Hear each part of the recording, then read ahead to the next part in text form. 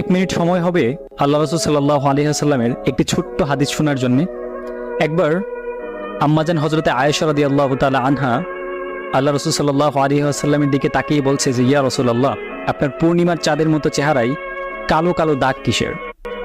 তখন রাসূলুল্লাহ সাল্লাল্লাহু আলাইহি ওয়াসাল্লাম চুপ হয়ে গেলেন। আম্মাজান যখন আবারও জিজ্ঞেস করলেন যে, ইয়া রাসূলুল্লাহ, আপনার কালো দাগগুলো কি বসন্তের দাগ? তাহলে আপনি আল্লাহ তাআলার কাছে দোয়া করেন যেন তিনি আপনার কালো দাগগুলোকে সরিয়ে দেন। তখন রাসূল সাল্লাল্লাহু আলাইহি ওয়াসাল্লাম কান্না করে দিলেন এবং বললেন যে, আয়েশা, তুমি জানো এই দাগগুলো কিসের?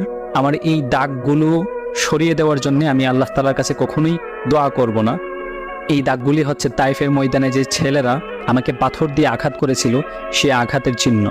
তারা একবার নয়, দুইবার নয়, তিনবার আমাকে আঘাত করেছে এবং আমাকে অজ্ঞান করে ফেলেছিল। আমি চাই না আমার এই দাগগুলো মুছে যাক। কিয়ামতের ময়দানে যখন আমার সমস্ত